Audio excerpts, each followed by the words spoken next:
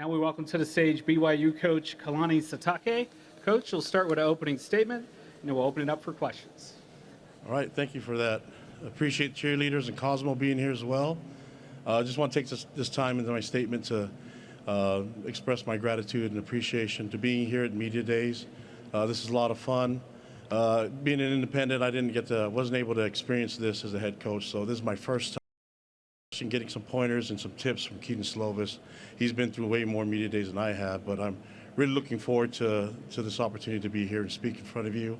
I want to express our gratitude for our program to the Big 12 Conference and Commissioner Yormark, and I've been really impressed with his leadership, and I'm really excited to follow his leadership, and I love the innovative and creative ways of approaching college football, and looking forward to following him as a leader.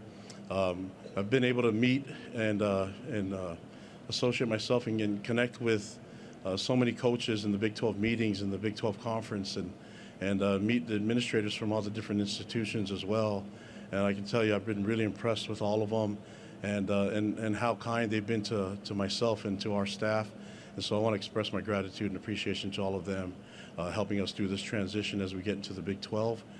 Finally, I want to express gratitude to the BYU administration, to our president, and recognize him, our new president, Shane Reese, that's here with us, and our athletic director, Tom Homo, that's here. And also want to recognize our former president that's put so much energy and service into what we've done here. And he's been amazing and a great mentor to myself, is Kevin Worthen. And so I also want to show my appreciation to our team, our players. They're so excited. When the schedule came out, they're really excited about the schedule. I didn't have to do much as a leader to motivate them after seeing that. And so I just want to let them know how much I appreciate being their coach. And finally, I want to just express my appreciation and love for all the BYU fans. Cougar Nation, they're amazing. I grew up a BYU fan, and I lived a dream as a BYU fan. Then I got to live another dream playing for Lavelle Edwards, a legend, and then now I'm the head coach. And so you can imagine how I feel. This has been a great dream for me, so please don't wake me up, and I'm enjoying it. We're in the Big 12 now, and I'm excited for everyone to get to meet our fan base and see how they've been a strength for us in our program, and it's definitely a strength for me as a head coach. So finally, just thank you, media members, for being here. Looking forward to getting to know you guys as we go to different places, and that's for the national media and all the media that covers their schools. Looking forward to knowing you and getting to know you better, and visiting your places and doing interviews with you. So with that being said, the time is yours, and look forward to answering your questions. All right, we'll open the floor for questions. Again, if you have a question, please make sure to raise your hand. We'll go to front row here, second. Cole Thompson, FanNation.com. Kalani, welcome to the Big 12 for starters. You just mentioned that you got a little bit of advice from Keaton when it comes to being in conference, actual press conferences. But for you now, joining a Power 5 conference, having a quarterback that's already been playing against Power 5 conferences and players, and also gone through the schedule, what does that do for your persona, the identity of the program, and also just to be able to lay the groundwork in year one? Yeah, I think that the high level of experience for that quarterback position, I know a lot goes to what he's done on the football field, but the things I've been really impressed with Keaton is the stuff that he does off the field. The connection that he has to his teammates, to his coaches, to our fans. I've been really impressed with that, and I think that's going to help take him to another level of playing. And I want to make sure that we give him a comfortable pocket, but I know that if it's not too comfortable, he can find ways to extend the plays and hopefully find a success. But there's a lot of things that he brings to the table with his leadership and with experience that we're going to lean on heavily. All right, we'll stay in the center here. Kalani, Jake Hatch, Locked On Network. I wanted to ask you, in terms of you guys building towards this, entering the Big 12, does it feel like a fulfillment of 50 years of football success when you're paying off when you guys take the field in a couple of weeks?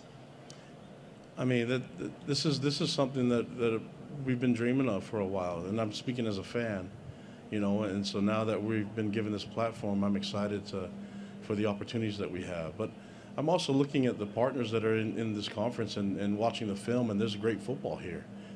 Highly skilled athletes that are coached really well, and I've met all the administrators from all the different schools and been really impressed with them. So this isn't going to be easy, and we know that. And that's why in independence, I told Tom, find as many as you can that people don't want to play. I want to play them all, and I want to, with the thought that possibly this could be the goal. And now that we're here, there's a high sense of urgency for us to get ready to go. And I feel really good about the progress that we've made as a team in the last couple of years, and there's some really cool lessons that we've been able to learn and about our skills, but also the deficiencies that we probably have meeting some of those P5 teams that we played in the past few years. Again, if you have a question, please keep your hand raised until we have a microphone holder near you. Now we'll go to the front row here in the center. Coach Justin Williams from The Athletic. Coach Holgerson talked earlier about, the newcomers won't be full TV members, revenue members until year 3. What about being competitive on the field? Is it fair to expect the 4 newcomers, yourself included, to compete for the conference titles those first couple seasons, or will it take a few years? Well, I mean, I'm looking at the last 6 teams that played for championships here in the last 3 years, and there's a lot of parity there. So I'm hoping that our team can add to that. But everyone wants to win, and my goal is to get us to be able to perform at our best 12 times. And if we do it the way that I hope, then I think that'll earn us more opportunities to play on the field again. Go back to the center. Coach Jason Watkins, Hall of Fame Media. What do you think the biggest adjustment to playing in a Power 5 conference is going to be for your team? I mean, I've been through this before, and so have our offensive coordinator and our defensive coordinator when we were at Utah.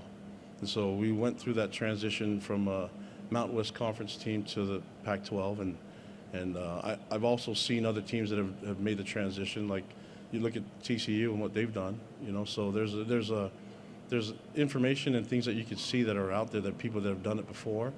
And what you try to do is you try to do what they did well and then lean on the experiences. And I know we're at BYU, so it's a little bit different and unique, but I need to find ways to turn that uniqueness into a strength for us and make sure that it's a competitive advantage when we get on the field.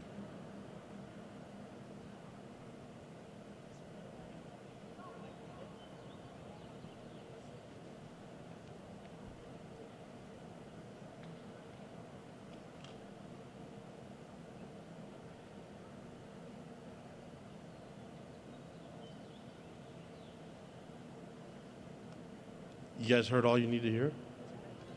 Yeah? I think we're good, Coach. I think Thank we're you. all hungry. Let's just go eat somewhere. You guys take me there. Let's go get some food, man.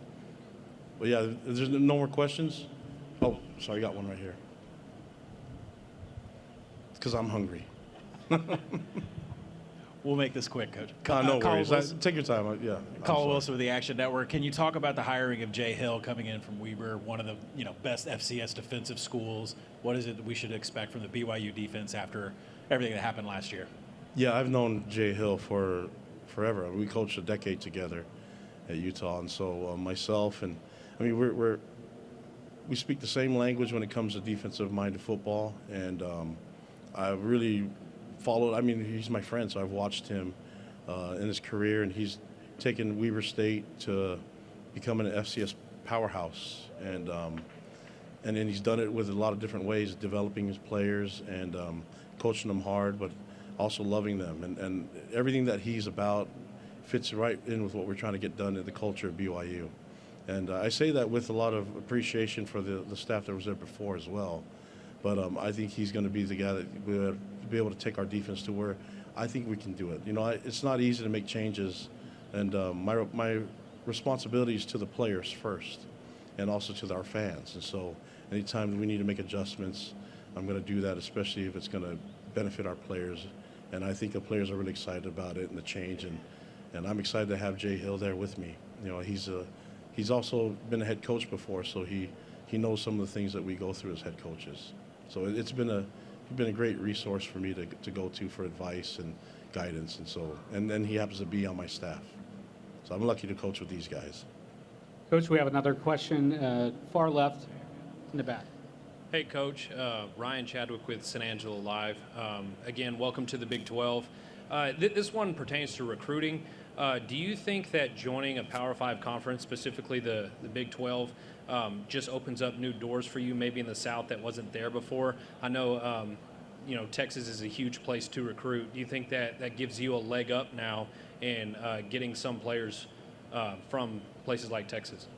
Yeah, I mean, it's already been that way since the announcement of us joining the conference. We've seen an uptick in recruiting, and it's just, I think it increases and maybe gets a little bit of curiosity for people that never thought about BYU as a destination to play.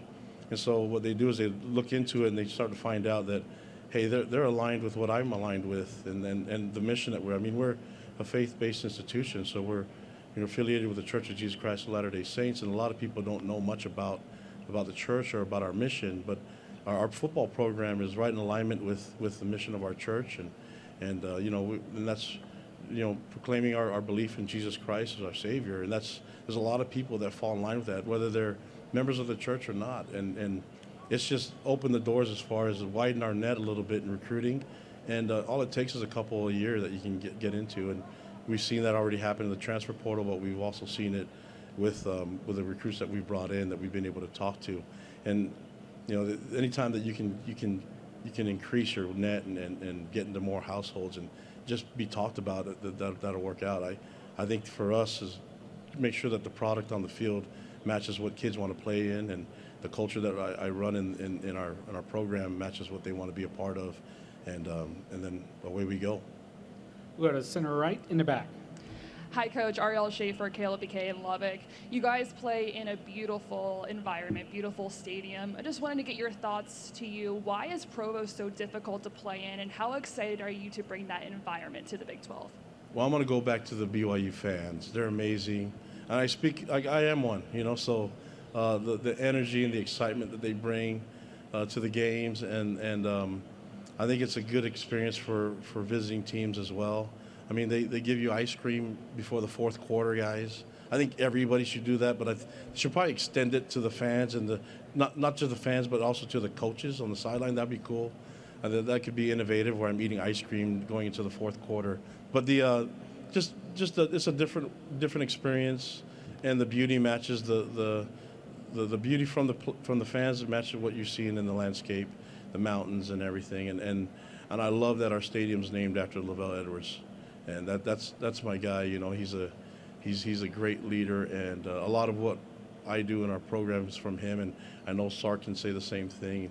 Kyle Whittingham can say the same thing. There's a lot of people that he's been able to influence as a coach in so many different ways. And college football is we're seeing it right now. All right, we have time for one more question. We'll go to the far left second row. Don Williams from the Lubbock Avalanche Journal, and my question was sort of just taken, so I'll try to adjust here a little bit. From a standpoint of opposing coaches and teams who have never played in Provo, how big a home field advantage do you feel like you have, and what's the challenge to opposing teams? Well, I mean, I think it's the same everywhere else, that when you have a fan base that loves their team, and the noise always becomes a factor, but we're going to experience it too. We're going to go to venues that we've never been to as well, and I'm excited for it. I'm excited to interact with other fans and other teams. I've been able to meet a bunch of the players here that I've seen on film, and man, such impressive people, and we played against Baylor a couple of years ago in Waco.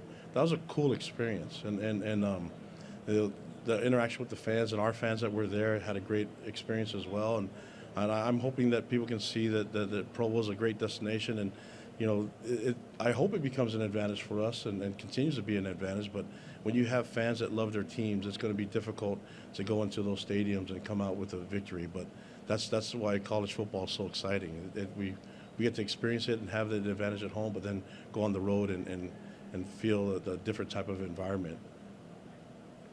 Thank you, Coach. Appreciate it, guys.